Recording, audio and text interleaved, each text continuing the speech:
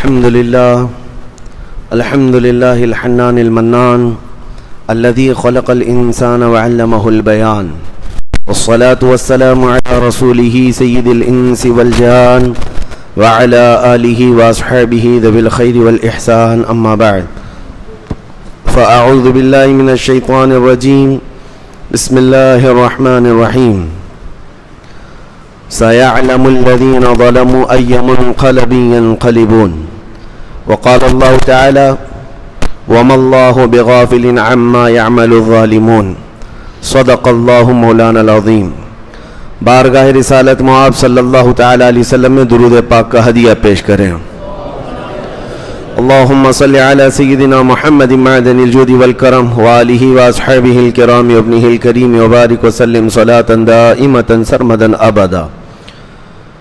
عزیزان گرامی وقار، محرم الحرام اسلامی سال کا پہلا مہینہ، اور آپ تمامی حضرات جانتے ہیں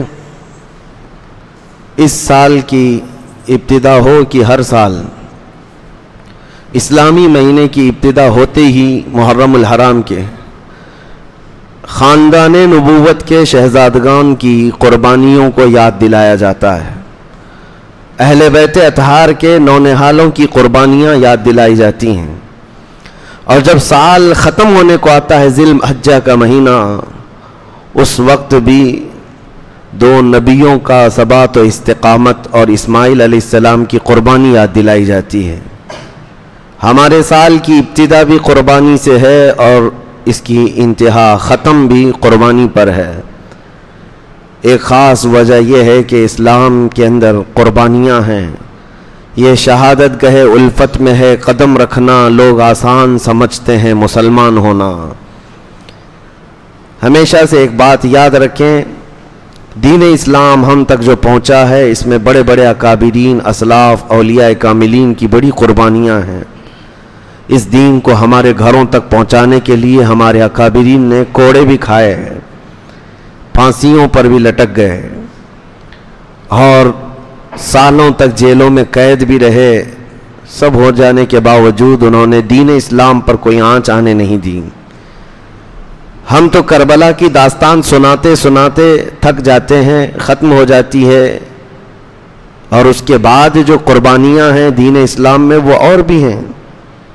مولا امام حسین امام علی مقام سید الشہداء رضی اللہ تعالیٰ عنہ کی شہادت یقیناً پوری دنیا میں جو بھی سنے، چاہے وہ مسلمان ہو کہ غیر مسلمان ہو، رو پڑتا ہے.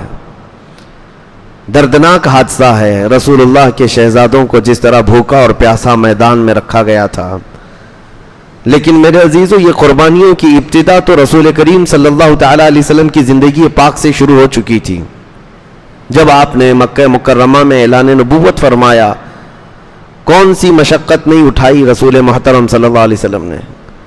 3 سال تک مکہ والوں نے سوشل بائیکاٹ کر کے رکھا تھا. کوئی کھانا پانی جانے نہیں دیا جاتا تھا آپ کے شعب میں، آپ کی وہ گھاٹی میں جہاں حضور صلی اللہ علیہ وسلم اپنے خاندان کے ساتھ تھے. ان 3 سالوں میں پتے کھائے، چمڑے ابال کر کے کھائے. یہ قربانیوں کی ابتدا تو زمانے نبوی سے شروع ہو چکی تھی. اور یہ بھی تو قربانی ہے کہ جب آپ حرم میں جائیں تو آپ کی پیٹھ پر اوجڑی ڈال دی جائے. اور عقبہ بن ابی معیط ایک شخص ایسا ہے جس نے رسول اللہ صلی اللہ علیہ وسلم کے گلے میں رومال ڈال کر کے گھمایا تھا اور کھینچا تھا، جس کی وجہ سے حضور کے گلے میں سوجن آ گئی تھی. یہ سب قربانیاں ہی تو ہیں.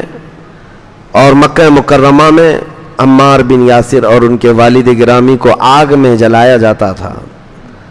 بلال حبشی کو، خباب ابن الارت کو، خبیب ابن عدی کو، زید بن دسنہ کو، یہ وہ صحابہ ہیں جن کو مکہ والوں نے تڑپایا ہے. صرف تڑپایا نہیں، ان کے ایک ایک عضو کو کاٹا ہے. انگلیاں کاٹی ہیں، ناخنوں کو کھینچا ہے، کان کاٹے ہیں، ناک کاٹے ہیں.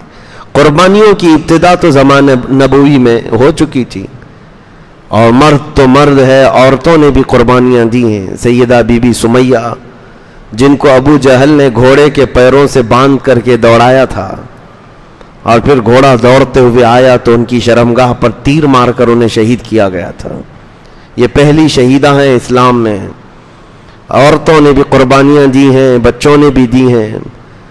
آج یہ ایک میسج ہے آپ تک کہ اللہ تبارک و تعالیٰ نے کتنے سکون کی زندگی آپ کو دی, ہمیں دی ہے.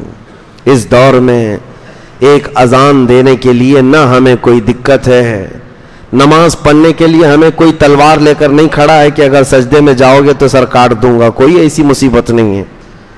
رب تبارک و تعالیٰ نے بے پناہ آزادیاں دی ہیں, پلس اس پر یہ کہ ہمیں اچھا کھلا بھی رہا ہے, اچھا پلا رہا ہے, اچھا پہنا رہا ہے, ہمارے دولت میں فراوانی ہے, سب کچھ ہے. یہاں پر آرام ہی آرام ہے, اس کے باوجود ہم دین پر کتنے قائم ہیں یہ دیکھنے کی ضرورت ہے. آج ہم اپنے دین اسلام کو اپنے گھروں میں ہی اجنبی بنا رکھے ہیں. اسلام اسلام کے نعرے تو ہم لگاتے ہیں, لیکن اس اسلام کو نہ ہم اپنی بچیوں پر دیکھنا چاہتے ہیں, نہ بیویوں پر دیکھنا چاہتے ہیں. ان کو ننگا گھمائیں گے, اس وقت اسلام کہاں ہے؟ اسلام کے نعرے لگانے والے ہیں. یقیناً اسلام سے تمہاری اگر محبت ہے تو تمہیں اسلام کو اپنے گھر میں بھی دیکھنا ہوگا.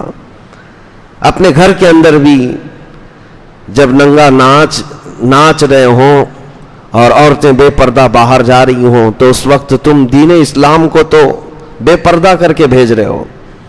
اسلام سے محبت کا معنی یہ ہے کہ آپ اپنے اوپر بھی اسلام کو پسند کرو اور اپنے گھر والوں پہ بھی اسلام کو پسند کرو.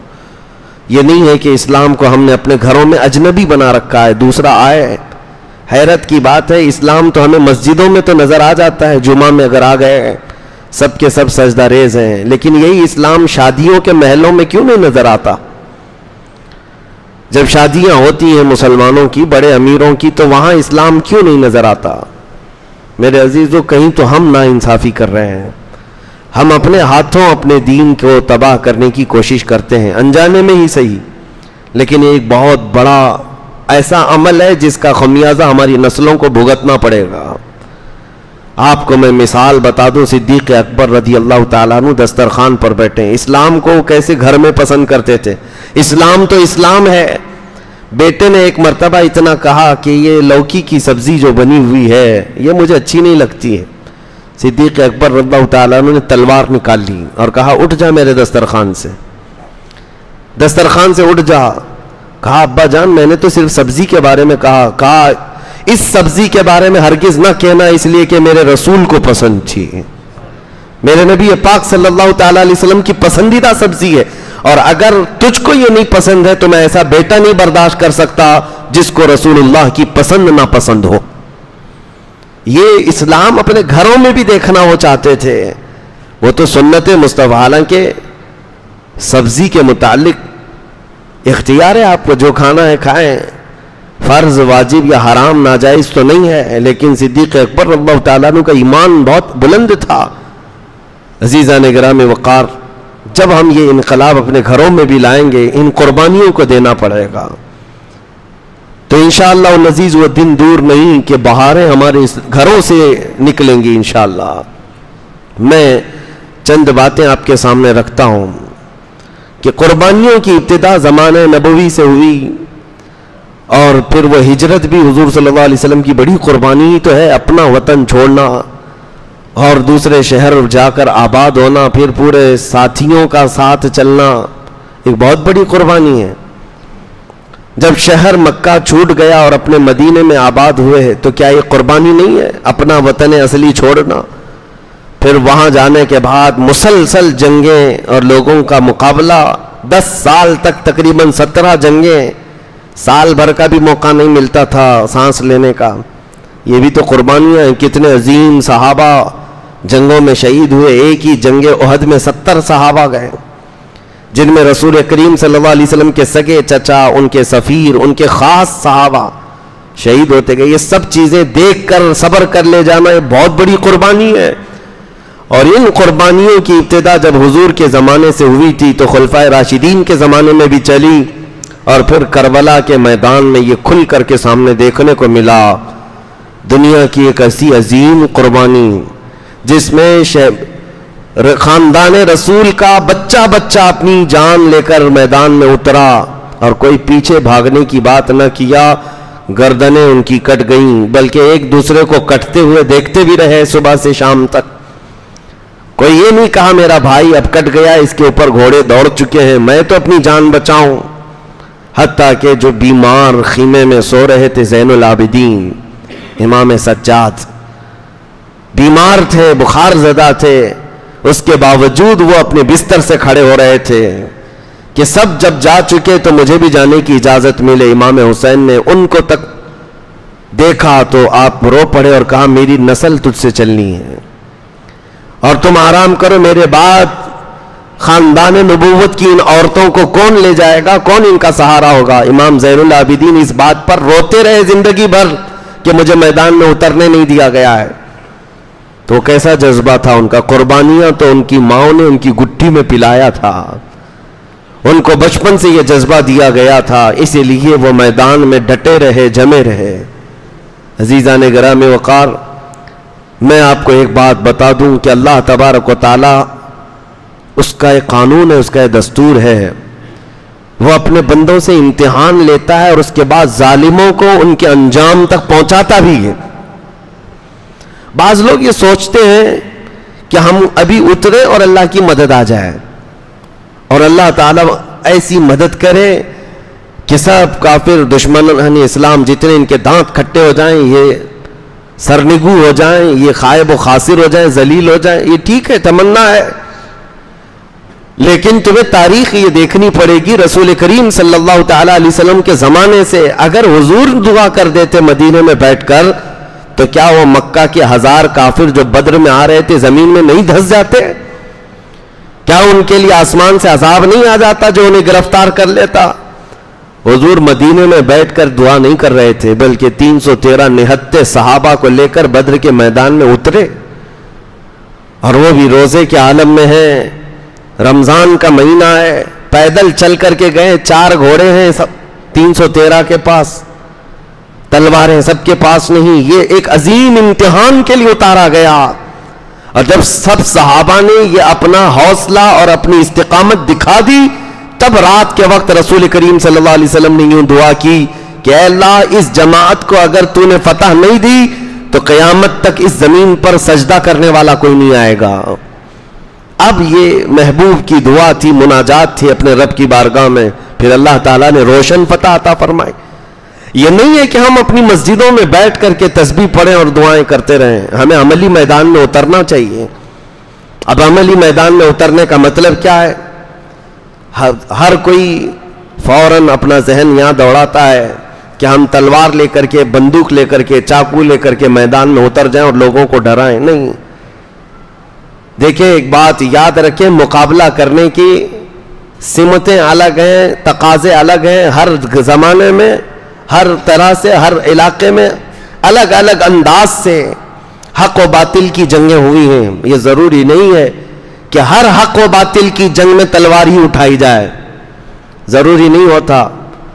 ہر حق و باطل کی جنگ میں چاقو، چھری اور بندوق ہی اٹھایا جائے، نہیں، وہ آخری دور ہوتا ہے. حق و باطل کی جنگوں میں ہمارے عظیم اولیاء اکرام نے بھی لڑائیاں لڑی ہیں. کیسے؟ جب باطل سر ابھارتا ہے تو بچوں کو عملی طور پر میدان میں اتار کر کے میرے مصطفیٰ کے اخلاق پہنا دینا، یہ بھی ایک عظیم جنگ ہے. ان باطل قوتوں کے سامنے ایک عظیم جنگ ہے. جس چیز کی وہ جڑیں کاٹنے پر لگے ہوئے ہیں، ان جڑوں کو پھر سے پانی دے دینا، یہ ایک عظیم جنگ ہے. آج تمہاری تاریخ کی جڑیں کاٹنا چاہتے ہیں، نبی کریم صلی اللہ تعالی علیہ وسلم کی محبت پر ایک میلی چادر ڈالنا چاہتے ہیں. یہ سارے کفار و مشرکین مل کر کے پوری دنیا میں پلاننگ نہیں کر رہے ہیں. حضور کی گستاخیاں، اسلام کی گستاخیاں، رب العالمین کی بارگاہ میں. آپ کبھی محسوس کرتے ہیں ایکس مسلم نام سے تو بہت سارے لوگوں کو لا کر کے ہاٹ سیٹ پر بٹھایا جاتا ہے. ایکس ہندو دیکھا، ایکس کرسچن دیکھا کہ جو کرسچینٹی چھوڑ کر کے آیا ہو یا ہندوازم کو چھوڑ کر کے آیا ہو، اس کو بھی لا کر ہاٹ سیٹ پر بٹھا کر اس سے ڈیبیٹ کیا جاتا. نہیں، ایکس مسلم، یہ باضابطہ پری پلانڈ ہوتے ہیں، یہ پورے پیدا کیے ہوئے کتے ہوتے ہیں جن کو پال کر کے لایا جاتا ہے. میں صرف آپ کو ایک مثال دے رہا ہوں. پوری دنیا جب نشانے پر رکھ چکی ہے تاریخ اسلام کو، قرآن کو، رسول کریم صلی اللہ علیہ وسلم کی ذات کو، ان حالات میں اب تم خود حالت جنگ میں ہو. اگر آپ کو ایسا لگتا ہے کہ جب جنگ کا میدان ہوگا تب ہم بھی اتریں گے، یہ سوچنا بند کرو جنگ کا میدان ہوگا تب اتریں گے، نہیں، بلکہ فی الحال آپ جنگ کے میدان میں ہیں آلریڈی. ہم روزانہ دیکھ رہے ہیں یہ سارے حالات. ہم حالت جنگ میں، حالت عمل میں نہیں ہیں. اور جب بندہ حالت جنگ میں ہوتا ہے تو اسے سونا اور اسے کھیلنا، اسے عیاشی کرنا زیب نہیں دیتا. مجھے ایک بات بتاؤ، جب تمہارے گھر کے سامنے تمہارے باپ کا یا بھائی کا یا ماں کا جنازہ رکھا ہوا ہو اور تم گھر میں اندر ٹی وی چالو کر کے اور گیم کھیلتے ہوئے بیٹھے ہو، کیا یہ دنیاوی اخلاق کے اعتبار سے کوئی آپ کی تعریف کر سکتا ہے؟ بلکہ تمہارا ضمیر خود تمہیں اس بات کی اجازت نہیں دے گا. میرے گھر کے دروازے پر میرے گھر کا جنازہ رکھا ہے اور اس وقت، ارے حال تو یہ ہوتا ہے لوگ چولہا بند کر دیتے، کھانا نہیں پکتا گھروں میں. تو جب امت مصطفیٰ پر ایسے سخت حالات آئے ہیں تو جوانوں سے میں یہی کہتا ہوں، کچھ وقت تو نکالو قرآن پاک کے لیے، کچھ وقت تو نکالو رسول محترم صلی اللہ تعالی علیہ وسلم کی شریعت طاہرہ کے لیے. آج اگر تم نہیں اٹھے اور تم نے اپنے عملی میدان میں کوششیں نہیں کی تو پھر بات یہی ہے کہ امت اس وقت ان حالات سے گزر رہی تھی کہ روزانہ ملک شام، فلسطین، یمن، عراق، ہر جگہ سے بچوں کی چیخیں آتی رہیں اور ہم تو موج مستی میں رہے. آپ لوگوں کا ایک سوال ہو سکتا ہے ہمیں کیا کرنا چاہیے؟ میرے عزیزو، دل کو نرم کر دینا یہ بھی بہت بڑا کمال ہے. اپنے دل کو نرم کر لو. بس یہاں بیٹھے ہو، تم جا نہیں سکتے اتنے بڑی دور اور وہاں جا کر کے مقابلہ نہیں کر سکتے، یہ ہمیں بھی تسلیم ہے، ہمیں بھی پتا ہے. لیکن ہمارا تقاضا صرف اتنا ہے، یہاں بیٹھے ہوئے دل سخت تو نہ کرو. دل میں اگر تمہارے نرمی آ گئی، یہی اللہ رب العزت کی بارگاہ میں قبولیت کی علامت ہے. دلوں کو نرم کر لینا اور اللہ تعالیٰ کی طرف دوڑنے کی خواہش پیدا کر لینا، بس اتنی سی بات ہے. میں اس آیت کریمہ کو مکمل کر دوں. اللہ نے فرمایا کہ ظالم عنقریب جان لیں گے کہ کس پلٹی پر وہ منہ کھا کر گریں گے. اللہ تعالیٰ ظالموں کو ان کے انجام تک پہنچائے گا. تاریخ میں یہ بات موجود ہے، ظلم ایک حد تک جاتا ہے، اس کے بعد پھر کروٹ لیتا ہے. الحق یعلو ولا یعلی علیہ، حق غالب ہو کر رہے گا، اس پر اللہ کسی اور کو غالب نہیں کرے گا. ہاں، چند دنوں کے لیے چاند پر بھی گہن لگ جاتا ہے، لیکن اس کا مطلب نہیں کہ چاند کالا ہو گیا. جب گہن ہٹتا ہے تو پھر چاند اپنے شباب کے ساتھ چمکتا بھی ہے. اگر خاندان نبوت پر کربلا جیسا واقعہ پیش آیا ہے تو اس کا مطلب یہ نہیں ہے کہ نبی کا خاندان مٹ گیا. دنیا آج بھی جانتی ہے، پوری دنیا کے چپے چپے میں میرے مصطفیٰ کا خاندان آباد ہے. سادات کی خوشبو ہر جگہ موجود ہے. لیکن تخت پر بیٹھے ہوئے شاہی حکمرانوں کے خاندان کہاں چلے گئے؟ یزید کے بچے کہاں ہیں؟ یزید کا خاندان کہاں ہے؟ کوئی نہیں بتا پاتا. اس لیے یاد رکھو، رب تبارک و تعالیٰ قرآن میں فرماتا ہے کہ ظالم عنقریب یہ جان لیں گے کہ وہ کس پلٹی پر گرائے جائیں گے. اب ایک بات میں آپ کو بتاؤں، حالات پھر سے ہمارے ساتھ ایسی ہی ہیں. کربلا واقع ہونے کو ہے اور یزیدی فتنے جنم لے چکے ہیں. جگہ جگہ یزید ہیں اور وہ اپنے طاقت کے زور پر پوری دنیا کے نظام کو بدلنا چاہتے ہیں. اب ہم پوری دنیا میں نہ جائیں تو اپنے ملک میں ہم حالات دیکھ رہے ہیں. یہاں پر اب حسین اعظم کے کردار کو زندہ کرنے کی ضرورت ہے. ہم چھوٹی چھوٹی سی باتوں پر بلک اٹھتے ہیں، تڑپ اٹھتے ہیں. کہاں حسین اعظم کی کردار؟ کربلا کے میدان میں اترنا بہت دور کی بات ہے. ہم چھوٹا سا کسی کا تانا دیا ہوا برداشت نہیں کر پاتے. ہم چھوٹی لڑائیوں میں آپے سے باہر ہو جاتے ہیں، آسمان سر پر اٹھا لیتے ہیں. امام حسین سید الشہداء کی بات میں بتاتا ہوں. سیدنا غوث گوالیاری رحمت اللہ علیہ ایک بڑے بزرگ گزرے ہیں، اللہ کے ولی، بڑے صبر والے تھے. ان کی ایک مثال میں آپ کے سامنے رکھتا ہوں. وہ ایک بار راستے سے جا رہے تھے، ڈاکو کچھ راستے پر پریشان کر رہے تھے. کبھی ان کا جبہ کھینچا، کبھی ان کا امامہ کھینچا. تو ان کے مرید ساتھ میں تھے اور ان کے ساتھ ان کی ایک نواسی تھی، چھوٹی سی 8 سال کی یا 7 سال کی بچی تھی. اس کو ساتھ میں لے کر چل رہے تھے. تو یہ جو گنڈے تھے، موالی تھے، وہ کبھی آپ کا جبہ کھینچے، کبھی امامہ کھینچے. تو ان کے مرید کہتے حضور آپ کی شان اتنی بلند، ان ظالموں کو دیکھیں کیسی شرارت کر رہے ہیں، ان کو کچھ انجام تک پہنچائیں. سیدنا غوث گوالیاری نے کہا ہم اہل سلوک ہیں، اللہ کی طرف چلنے والے، ہم جلال کا اظہار نہیں کرتے، ہم صبر کرتے ہیں، ہم صبر کرتے ہیں. آگے چلنے کے بعد کچھ اور بدماشوں نے ان پر دھول پھینکا، مٹی پھینکی. آپ نے کپڑے جھاڑ لیے اور کہا ہم اہل سلوک ہیں، صبر کرتے ہیں، جواب نہیں دیتے. ان دیے ہوئے مظالم کے ہم جلدی جواب نہیں دیتے. مرید بار بار کہتا تھا حضور ان کو ہلاکت کی دعا کر دیں. کہا نہیں، اہل اللہ، اللہ والے بد دعا نہیں کریں گے، صبر کرتے ہیں. آگے چلنے کے بعد ایک ڈاکو نے ان کی چھوٹی سی جو نواسی تھی اس کے کان میں جو بالیاں تھیں انگلی ڈال کر کے یوں کھینچا کہ بچی کا کان پھٹ گیا، بچی کا کان پھٹ گیا.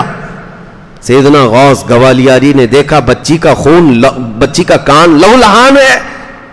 صرف آپ نے انگلی سے یوں اشارہ کیا، اے رب العالمین اس کو تباہ فرما. وہ جو گنڈا موالی تھا جس نے انگلی ڈال کر کان پھاڑا تھا، ہوا میں اڑا اور واپس ایسے پتھر پر پٹک دیا گیا کہ سر پھٹ گیا، جگہ پر مر گیا. اب یہ واقعہ میں یہاں بیچ میں کیوں کہہ رہا ہوں، اس کا کیا ریلیشن ہے؟ مرید صادق ساتھ میں تھے. کہا حضور آپ تو کہہ رہے تھے آپ اہل اللہ ہیں، آپ مظالم کا جواب نہیں دیتے، بچی کے کان پھٹ جاتے ہی آپ نے تو اس کو ہلاک کر دیا.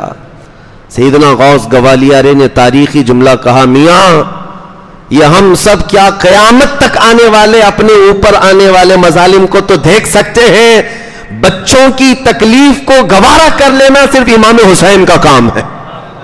صرف اس صبر کے درجے پر وہ صرف کربلا کی داستان میں ہے، باقی کوئی نہیں برداشت کرتا. یہ حقیقت ہے میرے عزیزو. اولیاء اکرام کی بھی فہرست دیکھ لیں، ان پر جو ظلم ہوئے ہیں سب برداشت کیے گئے، لیکن سامنے اگر کسی باپ کے بچے کو تڑپایا جائے یہ گوارا نہیں ہوتا. آج بھی ہماری کیفیت یہ ہے، ہم بخار کو سہ لیں گے، ہم بیماریوں کو سہ لیں گے، لیکن بچہ اگر تھوڑی دیر سردی میں بھی آ جائے ہمارا دل گوارا نہیں کرتا. ہم اسے سینے سے لگائیں، کبھی ادھر بھاگیں کبھی ادھر بھاگیں، ڈاکٹروں کے چکر لگائیں، بچوں کی تکلیف باپ نہیں دیکھ پاتا. اب اس بات کو سن کر کے پھر اندازہ لگاؤ کربلا کے میدان میں اس حسین کا کلیجہ کتنا بڑا تھا، جنہوں نے اپنے جوان بیٹے علی اکبر کی لاش اپنے کندھے پر اٹھا کر لائے، اور وہ بھی ٹکڑے ہو چکی لاش، جس کے ٹکڑے ہو چکے تھے، اور اپنے سگے بھتیجے امام قاسم کی لاش جس پر گھوڑے دوڑ چکے ہیں، اور پھر اس پر طرفہ یہ کہ 6 ماہ کے چھوٹے بچے کو جب ان کے ہاتھ میں موجود پانی کی طلب لے کر آنے پر گلے پر تیر چلا دیا جائے، بچہ جب ہاتھوں میں خون میں لت پت ہو، اس منظر کو دیکھ کر دنیا کی کون سی ہستی ہے جو برداشت کر پائے؟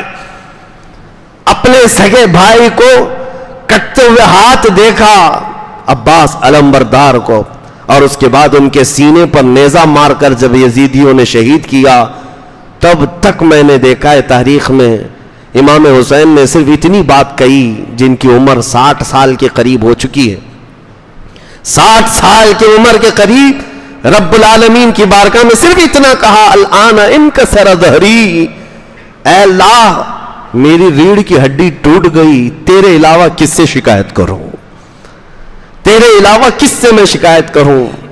عزیزان گرامی وقار، اس پورے میدان کربلا میں ایک اہم میسج یہی ہے کہ ہم اپنی چھوٹی چیزوں کو جب برداشت نہیں کر پاتے تو بڑی چیزوں کا مقابلہ کیا کر سکیں گے؟ برداشت کی طاقت بھی بڑھانا بہت ضروری ہے. اولیاء اکرام کی سیرت میں اگر دیکھیں گے آپ، تصوف میں ایک باب ہے، وہ خلافت اس وقت تک دیتے نہیں تھے جب تک مرید کو پیاس برداشت کرنے کی طاقت نہ آ جائے، بھوک برداشت کرنے کی طاقت نہ آ جائے، اور لوگوں کے مظالم سہنے کی طاقت نہ آ جائے، تب تک مارے متحرہ میں تو باضابطہ اس پر تربیت دی جاتی تھی. خاص طور پر مچھلی کھلا کر رات میں یوں ہی دروازہ بند کر کے سلا دیا جاتا، صبح تک وہ بندہ تڑپتا رہتا، پانی نہیں دیتے. اور اگر کوئی بہت زیادہ اتاولا ہو جاتا کہ پانی نہیں تو اس کو بھیج دیا جاتا، جا تو یہاں کی خلافت لینے کا اہل نہیں ہے۔ برداشت کی طاقت پیدا کرنا مسلمان کے لیے بہت ضروری ہے، اور یہی کربلا کے میدان میں ہمیں ایک بہت بڑا عظیم پیغام ملا ہے۔ مرد تو مرد ہے۔ ایک دانشور نے بہت اچھی بات لکھی ہے، کربلا میں موتیں تو ہوئیں، حسین اعظم کی موت، شہادت، علی اکبر کی شہادت، امام قاسم کی شہادت، سب کی ایک بار ہوئی، لیکن اس میدان میں سب سے بڑا جگر رکھنے والی کوئی شخصیت ہے تو سیدہ زینب ہے، جو پورے میدان کو دیکھتی بھی رہی۔